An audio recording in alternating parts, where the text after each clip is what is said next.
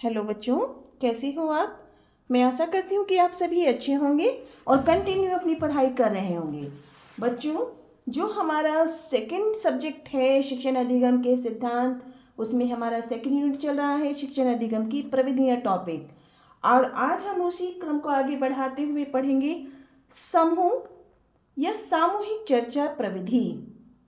Group discussion क्या होता है, ये आज हम इसको टॉपिक को क्लियर करेंगे। तो चलिए बच्चों, सभी अपनी नोटबुक लेकर बैठें और अपना नोट करते जाइए। समूह, सभी बच्चे समूह को समझते हैं कि जब हम एक साथ एक टीम में काम करते हैं, हमारा एक ग्रुप बन जाता है, उसे तो हम कहते हैं समूह।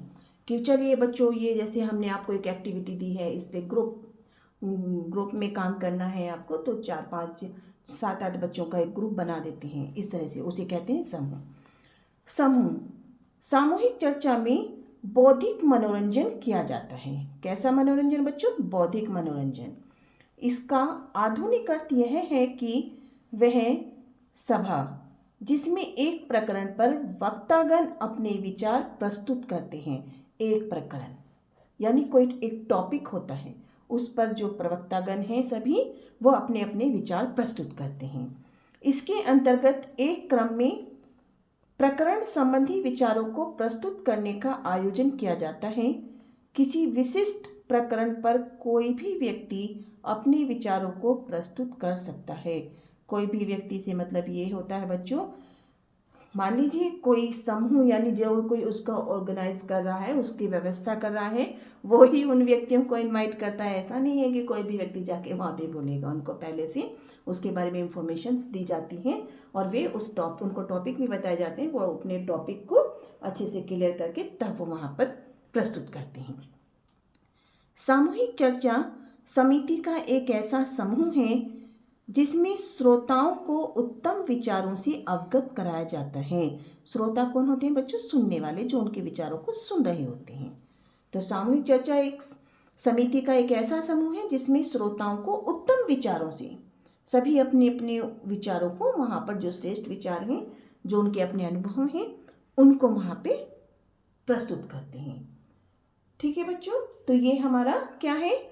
समूह यानी समूह चर्चा।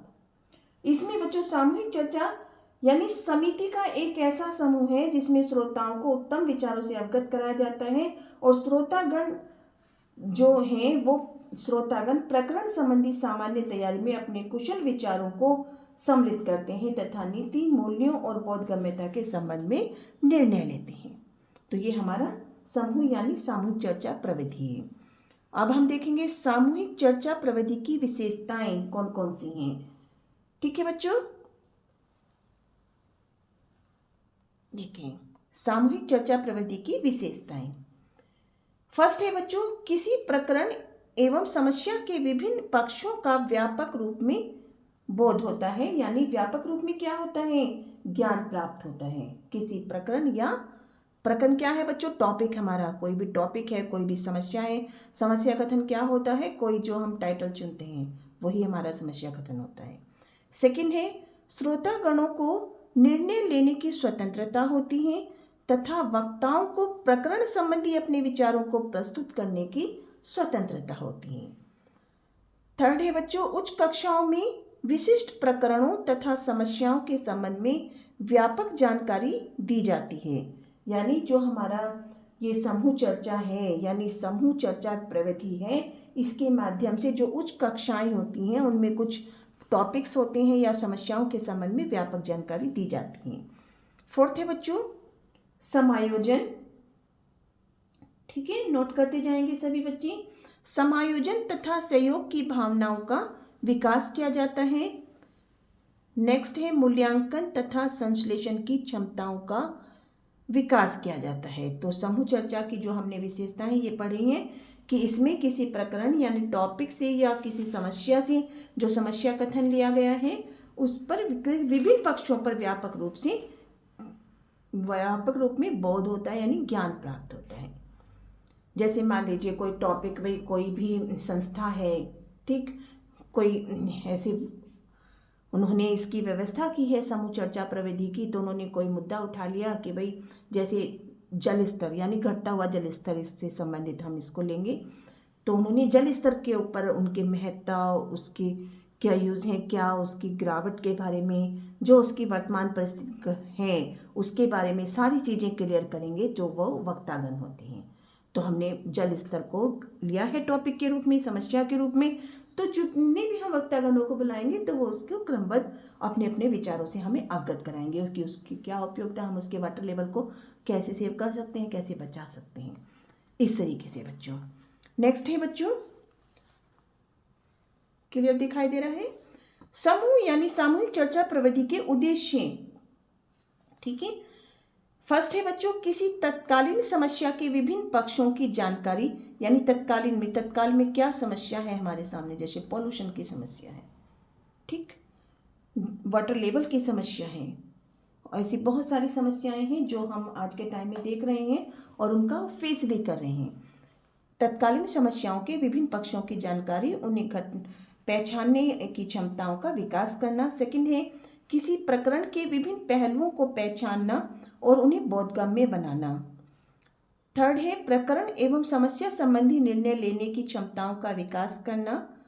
और लास्ट बच्चों, सामूहिक चर्चा का प्रमुख उद्देश्य ज्ञानात्मक पक्ष के उच्च पक्षों का विकास करना है। ठीक है, अब बच्चों आप टॉपिक ध्यान से नोट करेंगे इसे, कि यानी जो हमने पढ़ ली है सामूहिक चर्चा प्रवृत्ति की विशेषताएं भी पढ़ी हैं और सामूहिक चर्चा प्रवृत्ति के उद्देश्य भी पढ़े हैं। इसमें आप एक टॉपिक और ऐड कर लेंगे बच्चों, सामूहिक चर्चा प्रवृत्ति के समय ध्यान देने योग्य बातें, कौन कौन सी बातों का हमें ध्यान रखना होगा वो ध्यान रखें। सबसे फर्स्ट है बच्चों, नोट कर लीजिए आप, यानी सामूहिक चर्चा की व्यवस्था हमें 3 प्रकार की बातों का विशेष ध्यान रखना होता है। कौन कौन सी हैं? फर्स्ट है बच्चों, प्रथम सावधानी व्यवस्थापक को ये रखनी चाहिए, व्यवस्थापक कौन है? जो सामूहिक चर्चा की व्यवस्था कर रहा है, कि वक्ताओं ने अपने प्रवचनों को अच्छी तरह से तैयार किया है या नहीं किया है। ठीक है, वो व्यवस्थापक ये देख ले कि जिन वक्तागणों को उन्होंने इनवाइट किया है उनके वो अपने जो विचार हैं, प्रवचन हैं, वो अच्छी तरह से तैयार हो गए हों। ठीक है बच्चों, और उन्हीं सामूहिक चर्चा की प्रक्रिया से भी या उनके प्रस्तुतिकरण के नियमों से भी उनको भली प्रकार से अवगत करा देना चाहिए। ओके बच्चों, ताकि इससे क्या होता है बच्चों, जो वक्तागण हैं, फिर जो अदर वक्तागण हैं, दूसरे भी हैं, उनके विचारों की पुनरावृत्ति नहीं होती। ऐसा ना हो कि एक वक्तागण ने वही टॉपिक बोला है और सेकंड ने भी उसको वही वैसे ही रिपीट कर दिया। तो इसलिए व्यवस्थागण को, जो व्यवस्थापक है, उसको ध्यान रखना होता है। सेकंड है बच्चों, यानी अध्यक्ष या अनुदेशक कार्य की एक रूपरेखा तैयार कर ले। इसके अंतर्गत वक्ताओं के प्रवचनों को एक क्रम में व्यवस्थित करना होता है। ठीक है, जिससे प्रकरण संबंधी कोई महत्वपूर्ण विरोधी विचारधारा छूट ना जाए, सभी का क्लियर हो जाए। ये हमारा सेकंड है। थर्ड है बच्चों, थर्ड हमें क्या करना होता है कि जो व्यवस्थापक है उसे ये ध्यान रखना है कि साधारणतः सभी वक्ताओं को अंत में प्रश्नों के स्पष्टीकरण के लिए भी अवसर देना चाहिए। यानी जो हमारे श्रोतागण हैं वो उनके बारे में कुछ क्वेश्चन भी पुटअप कर सकते हैं, उनको भी वो क्लियर कर दे, इतना टाइमिंग उन्हें दें। कभी कभी वातावरण में परिवर्तन लाने के लिए अध्यक्ष यानी जो व्यवस्थापक होता है वो छात्रों को यानी बालकों को प्रश्न पूछने का अवसर भी देता है, ताकि जो हमारा सामूहिक चर्चा चल रही है उसमें केवल शांत ना रहें, सभी निरस्ता ना रहें। तो बीच बीच में वो अपने जो श्रोतागण हैं उनसे कह देते हैं कि बच्चों आपको इससे रिलेटिव कोई क्वेश्चन पूछना है तो आप उसको क्लियर कर सकते हैं। तो ये बच्चों हमने पढ़ा है, 3 चीज़ों का हमेशा ध्यान रखेंगे वो व्यवस्थापक, जो अनुदेशक है वो उन 3 बातों का अवश्य ध्यान रखें। तो आज बच्चों हमारा सामूहिक चर्चा प्रवृत्ति क्लियर हो गया है। ठीक है बच्चों, हम नेक्स्ट वीडियो में करेंगे। सभी बच्चे वीडियो को लाइक करें और चैनल को सब्सक्राइब करें। Thank you.